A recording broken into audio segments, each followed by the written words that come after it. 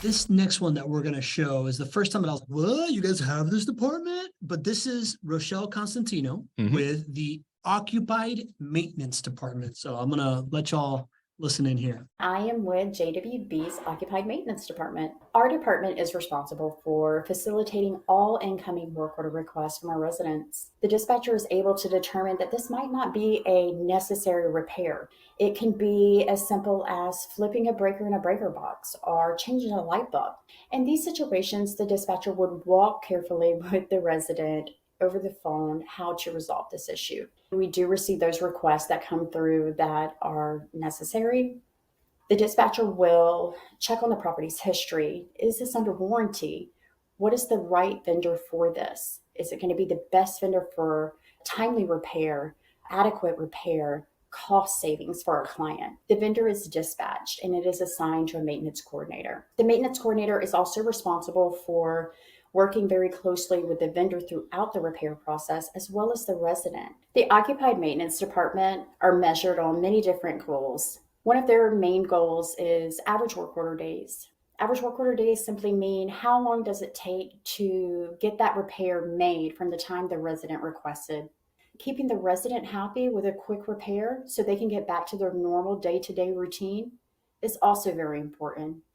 When the resident is happy, they're more likely to want to renew a home. One of my personal goals that I have as a dispatcher is what internally we call solved over the phone. I personally have given it my own little nickname of resident knowledge empowerment.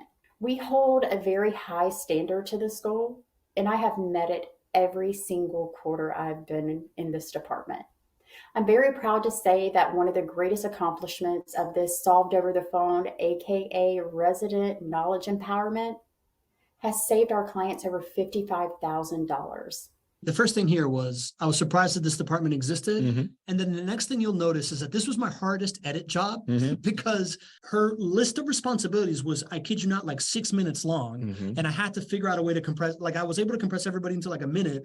But this department that I didn't even know existed seems like it's like this glue department that does a ton. You want to tell us about it? Oh my goodness. And I love the way that you characterize this, that you didn't even know this existed, but once you found out that this existed, you're like, holy cow, how does anybody operate at a high level without this? Do you think most property management companies have this?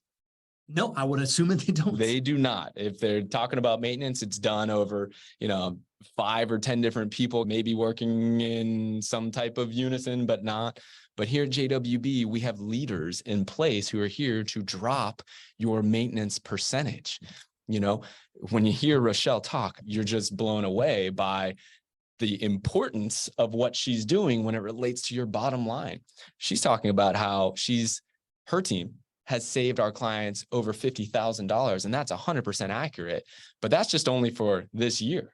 If we're talking about years, this is hundreds of thousands of dollars of additional return on investment that is going right to your bottom line. And again, if we relate not just the return on investment, which is why this is so important, but it's the client experience. If we can focus on the things that are going to frustrate you the most and put a leader in place to drive that cost down and make that experience better, you're going to have a much better customer experience. I think Rochelle's role here is a great example of people just not even understanding what a vertically integrated company really is.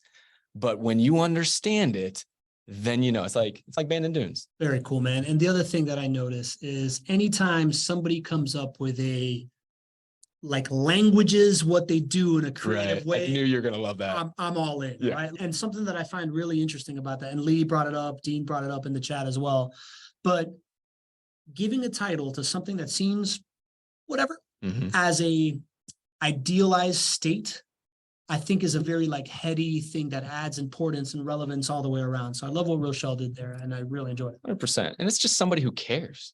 In most companies you do business with, you're not sure if that person on the other end cares, right? The teammates that you're seeing at JWB and the ones that you're not seeing, they care. They think about this. They come up with terms that matter to them, which then matter to their teammates and to their metrics and to you.